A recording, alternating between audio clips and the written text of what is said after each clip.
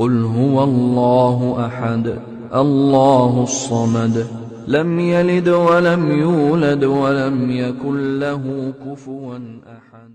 நாம் எல்லாம் ஒரு சிறந்த மாதத்துல ஒரு சிறந்த நாட்களில் நாம் என்ன செய்து கொண்டிருக்கிறோம், அமர்ந்து கொண்டிருக்கிறோம். இந்த நாட்களுடைய மிகப்பெரிய கூலி அல்லாஹ் சுப்ஹானஹு அனைவருக்கும் வழங்குவானாக. அன்பார்ந்த சகோதரர்களே, அதாவது அல்லாஹ்வுடைய தூதர் ஸல்லல்லாஹு அலைஹி வஸல்லம் அவர்கள் நமக்கு என்ன செஞ்சிருக்கிறாங்கன்னு சொன்னா, ஒரு விஷயத்தை இந்த ரமலானுடைய மாதத்துல கடமையாக்கி இருக்கிறாங்க. என்ன விஷயம்? ஃபித்ரா. இந்த ஃபித்ராவை நம்மளுக்கு என்ன செஞ்சிருக்காங்க? கடமையாக்கி இருக்கிறாங்க.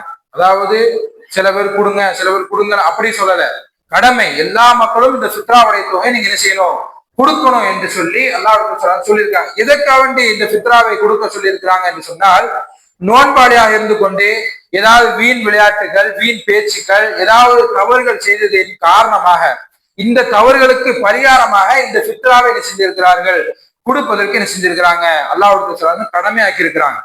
அதே மாதிரி எல்லாருக்குமே ஒரு கேள்விகள் எழும்புது, எதை கொடுப்பது, ஃபித்ராவாக எதை கொடுப்பது என்று சொன்னால், பொருளாகத்தான் நம்ம என்ன செய்யணும், கொடுக்க வேண்டும். பணமாக என்ன செய்யக்கூடாது, ஃபித்ராவை கொடுக்க கூடாது. ஃபித்ராவை பணமாக என்ன செய்யக்கூடாது, கொடுக்க எல்லாம் கேட்கலாம். நீங்க பணமா தானே வாங்குறீங்க பள்ளிவாசல், இது கூட்டு முயற்சி. உங்களிடத்திலிருந்து பொருளாதாரத்தை வாங்கி நாம் என்ன செய்வோம், அதை பொருளாக மாற்றித்தான் நம்ம என்ன செய்வோம், ஏழை எளிய மக்களுக்கு நம்ம என்ன செய்வோம், கொண்டு போய் சேர்ப்போம். அப்போ பணமாக கொடுக்க கூடாது, பொருளாக நாம் என்ன செய்யணும், கொடுக்க வேண்டும்.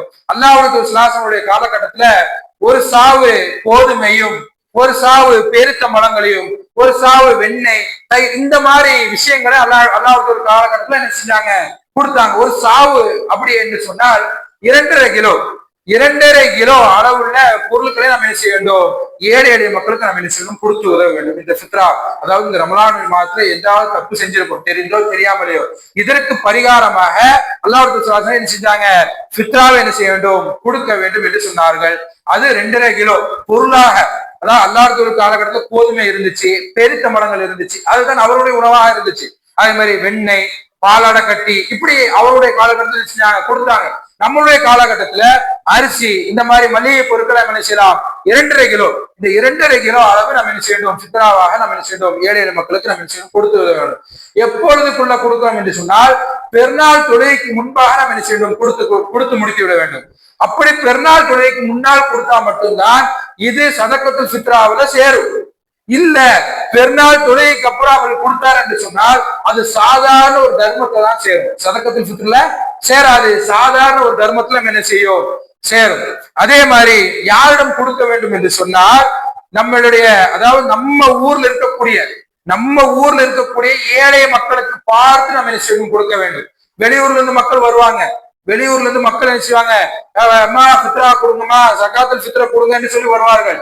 நம்முடைய உள்ளூர் வாசிகள் முதல் உரிமை கொடுக்க வேண்டும். நம்முடைய உள்ளூர் வாசிகள் யார் ஏழை மக்கள் என்று பார்த்து நாம் என்ன செய்யணும், அந்த ஜகாத்துல் ஃபித்ரா என்ன செய்யணும், கொடுக்க வேண்டும். வெளியூர் மக்களுக்கு நம்ம என்ன செய்யக்கூடாது, உள்ளூர் மக்களுக்கு கொடுத்து போக மீது இருந்தால் வெளியூர் மக்களுக்கு கொடுக்கலாம்.